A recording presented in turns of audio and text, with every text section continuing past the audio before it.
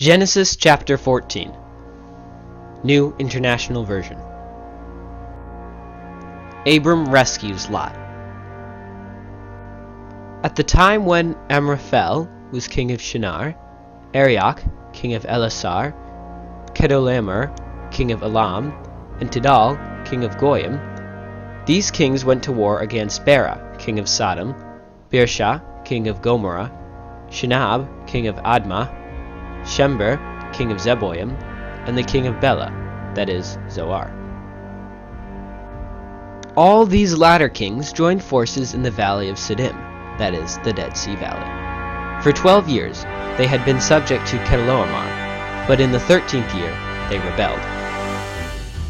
In the 14th year, Kedorlaomer and the kings allied with him went out and defeated the Rephaites in Ashtaroth Karnaim, the Zuzites in Ham, the Emites in Shaveh Kiriathaim, and the Horites in the hill country of Seir, as far as El Paran near the desert. They then turned back and went to En Mishpat, that is, Kadesh, and they conquered the whole territory of the Amalekites, as well as the Amorites, who were living in Hazezon Tamar.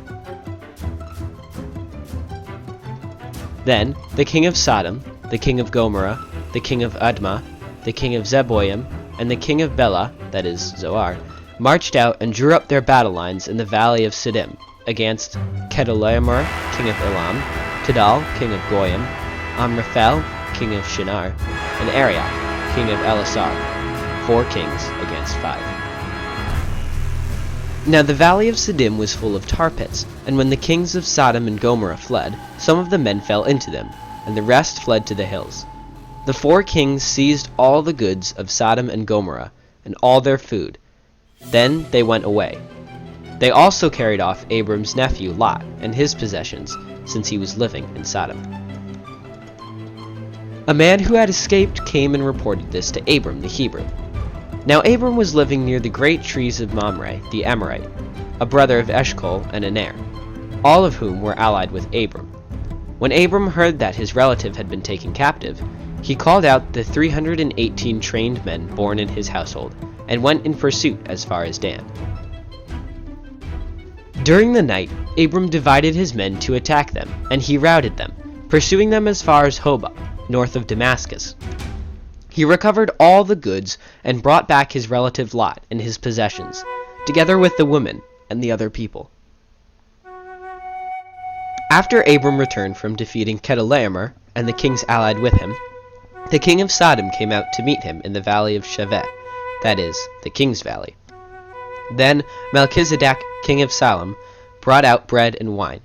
He was a priest of God Most High, and he blessed Abram, saying, "Blessed be Abram by God Most High, creator of heaven and earth, and praise be to God Most High, who delivered your enemies into your hand." Then Abram gave him 1/10 of everything. The king of Sodom said to Abram, "Give me the people and keep the goods for yourself." But Abram said to the king of Sodom, "With raised hand I have sworn an oath to the Lord God Most High, creator of heaven and earth, that I will accept nothing belonging to you, not even a thread or the strap of a sandal, so that you will never be able to say, 'I made Abram rich.' I will accept nothing but what my men have eaten, and the share that belongs to the men who went with me, to Aner, Eshcol, and Mamre. Let them have their share."